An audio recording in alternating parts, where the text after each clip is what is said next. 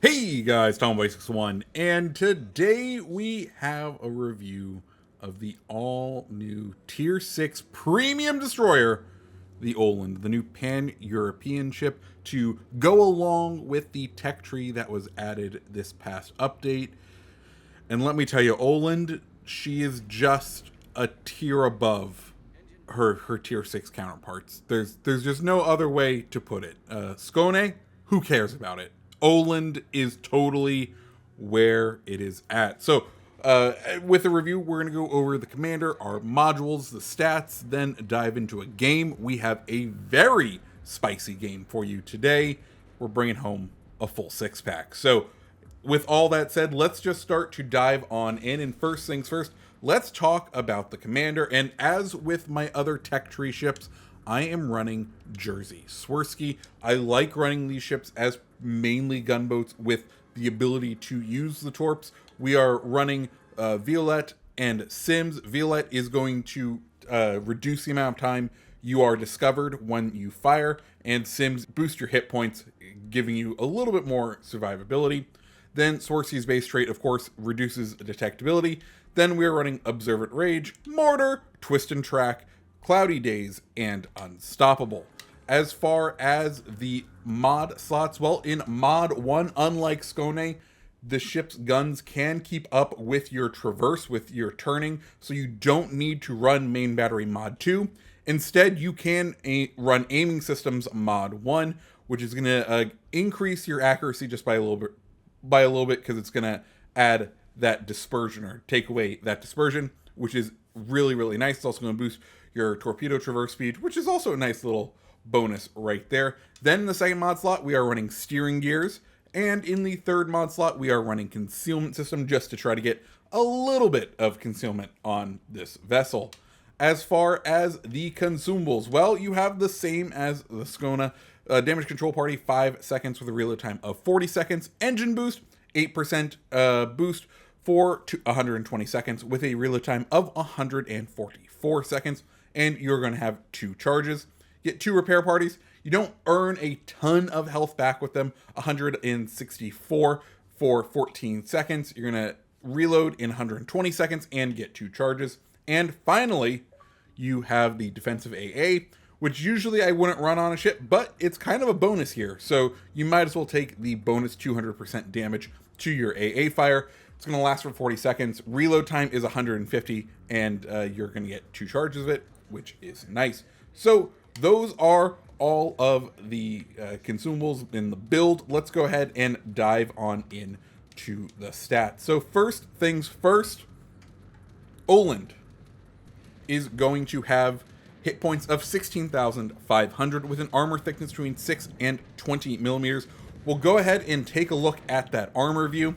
And I want you to notice something on here. We are coated in 19 millimeters of armor other than that superstructure, which is superb because, well, let's be clear. It has the same armor as like the Belfast does. This is almost cruiser grade armor on the bow and such compared to a bunch of other compared to a bunch of the destroyers, which, hey, those couple extra millimeters of armor do absolutely help. You can start to bounce some incoming HE, which, hey, is pretty nice. Like I said, bow armor is 19 millimeters, deck armor is 19 millimeters. Sadly, which I think you should expect this, there is absolutely no torpedo reduction. Next, let's go ahead and talk one of the shining stars of this vessel. It is the main battery.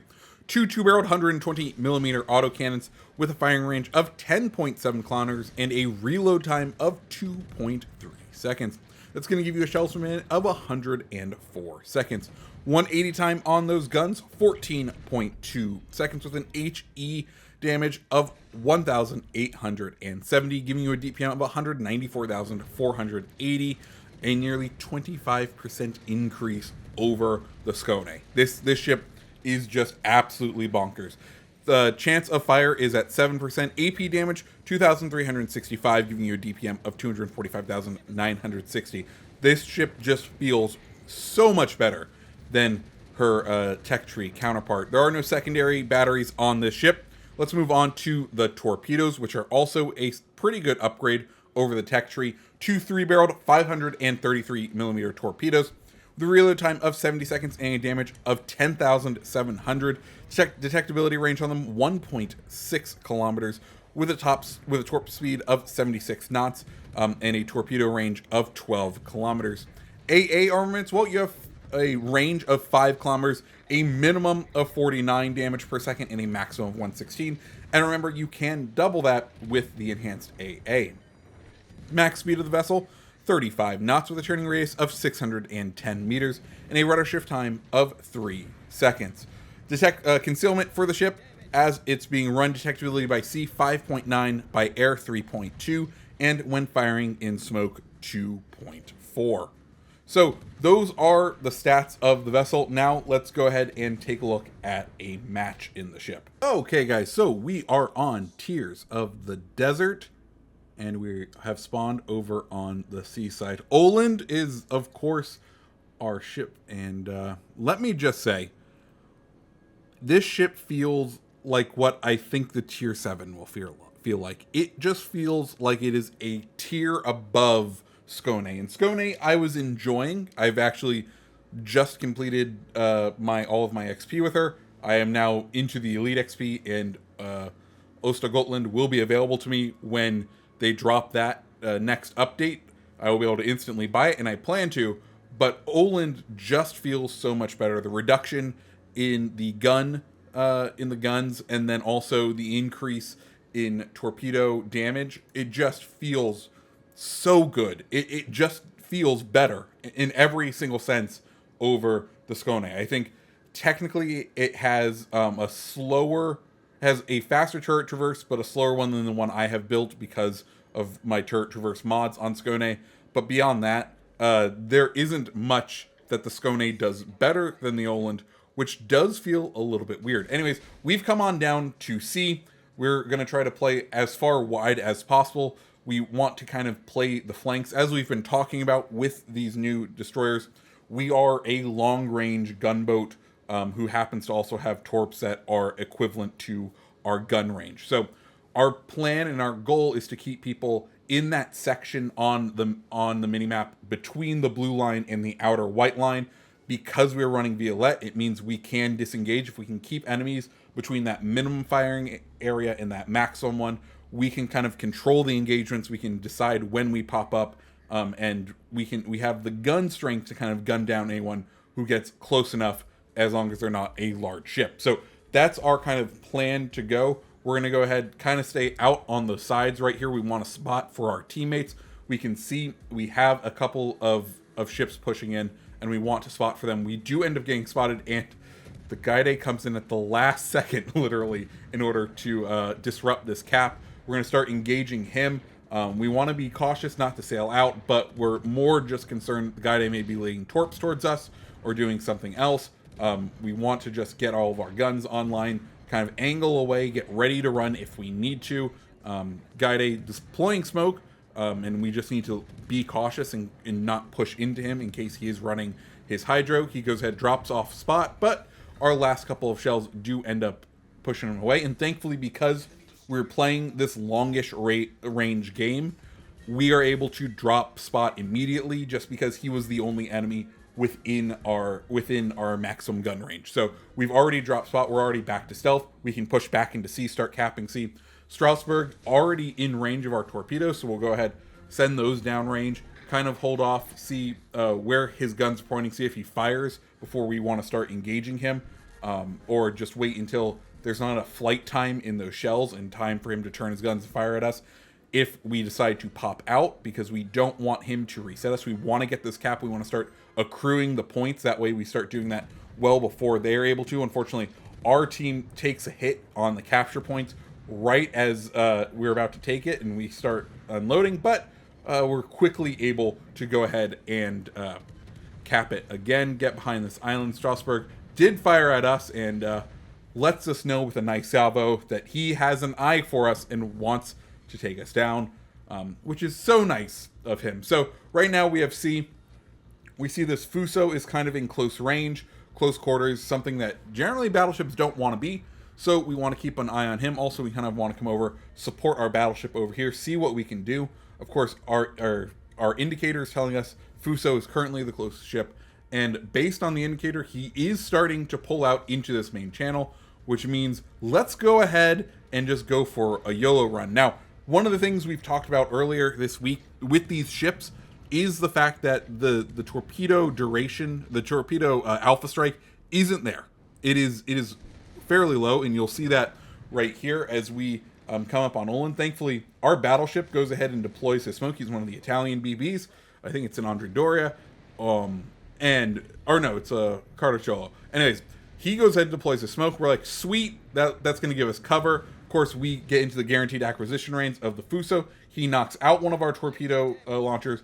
We get the indicator on the torpedo, send in the first set of torps, send in the second set of torps, and watch. He has a half health Fuso, and that first one doesn't do more than half health. It takes both salvos of torpedoes to knock him out, but we do end up knocking him out. He does take a significant chunk of our health with it, though we are going to be able to heal back up to above 5,000. Strasbourg behind that smoke, so we can safely engage him.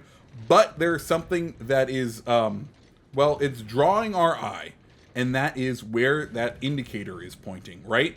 It's not pointing kind of to their backlines. It is pointing fairly directly kind of towards B, which has us very concerned, because that means there is a destroyer lurking in the middle of the map, and we are going to go ahead and try to get back and engage them. This is where one of the downsides of the Oland kind of shows up and shows its face, and that is the overall top speed of the vessel. Both Oland and basically all of these new pan-European destroyers, they are not speedboats, right? 30 knots is good. It's not great. And for the kind of playstyle they promote, it can feel a little sluggish. So we end up taking Strasbourg down with our fires, up to 50,000 damage, but we are very concerned with that enemy destroyer that we think is out there, and with these torpedoes we now know is out there. So we're going to go ahead and start pushing towards that radar indicator telling us, hey, there's someone out there. We kind of want to warn our guys, saying, hey, look out, there's someone there, especially to our battleships who are out there. And literally as we warn them, B starts to get contested by the enemy, and we're like, okay, so confirmed, we at least have a very good idea of where this guy is now. We go check to see what destroyers are still alive. We see there's a Fubuki, and we see that there's an enemy, I think it's what it is. I just remember it is a radar destroyer, or a sonar equipped destroyer. It's the Jervis. So it's a cool Jervis who gets spotted all out there. That means the one we are pushing into is the Fubuki, which is good for us, just because Jervis does have the ability to smoke up and then use its sonar, use its hydro, and could give us a fairly good fight, especially with how low our health is. Fubuki, we're much more confident in being able to push into, just because Fubuki, torpedo boat, not a gunboat. And as we speak about it, there is Fubuki popping up right there, and we can go ahead, start to engage it. Opening rounds, knock out its engine, which is absolutely nice. It looks like he repairs it nearly instantly, which means anything else we do, including set a fire, he will not be able to extinguish until its full length, which is exactly what we want. You can see we're just kind of peppering him with the shots. He's not really engaged with us. I think he's more concerned with the cruiser that is most likely hydroing him. But we end up taking out the Fubuki with relative ease, and now there is a North Carolina well within range. And, our torps are back. Let's go ahead and take a look. And we can fire at him over the island, which is perfect. He can't do anything. Oh, and by the way, we're on 4 kills now. So if we can knock out this North Carolina, it will be a Kraken for us. We switch over to AP just because he is broadside to us. If we can get these shells to land up in superstructure, we're going to get that Kraken just like we did right there. We can see the clump of our team is now capturing D. We have the radar indicator, and at this point I'm like, okay, we have 3 cap points. That destroyer is hunting down that battleship out there. I don't know if I have the speed to catch up to him. I do know, and I don't know if I have the health to really engage him, because the last time he popped up, he was at full health. I don't want to be the person who just goes out and throws my life away at the Jervis, because he could probably win if he is clever in a one-on-one duel. so I don't want to engage him fully. Instead, I want to get to A, start flipping A, one, for the points, and two, that'll give my team who's down at D the time to kind of come up towards us, because they're coming towards D. They know where he was spotted last. He actually gets spotted again right here. He's, that's outside of our range. That's way too far for us to try to go off into Timbuktu. Let's see what he wants to do. Of course, the only ship that would have been supporting us out there, Nagato, ends up going down. So our current plan now, we're going to get into A. We're going to try to cap it. By that time, that cluster of ships down by D should have pushed into us. All this time, we know where the Jervis is, or at least an idea of where the Jervis is, and then we can go from there as far as engaging him. We'll kind of set off at the edge of this, at the edge of the capture circle, and see what he does. See if he wants to push into us to try to stop us from capping, or if he's going to try to get down to B and try to flip that cap. And we'll see what he wants to do. Also, just kind of checking our torp angles, seeing if he continues to move right, if we can shoot the torps through that little gap right there as just a blind fire sort of thing. But he's going to stay kind of nose in, so we'll stay nose in and just wait for us to get this capture point. Other things about the Oland. Overall, guys, I think it is a fantastic ship. Also, 6 seconds left. We end up getting spotted. We go ahead, throw it into full forward. He starts to engage us. Thankfully, we get the cap off right before we get hit, and we're going to start engaging him. Of course, it looks like he only needs to land about 2 more salvos, so we need to be quick about this. Thankfully, our team is there to back us up. They get a couple of salvos in, and we finish him off for the 6-pack. So that is the Oland. Like I said, I was already enjoying the tier 6 Skone, and this ship feels like it is a full tier above it. It feels just that much more powerful. I really do feel like there's no point in playing the Skone if you have Oland, though once again, guys, it's a premium ship. It costs as much as a full game. I don't think you need to spend your money on a ship, but this is a fairly fun one. It is not like the best in class tier 6 destroyer, but it is a ton of fun. If you like the video, guys, go ahead, hit the like button, hit the subscribe button, and I hope you have a fantastic rest of your day. See ya.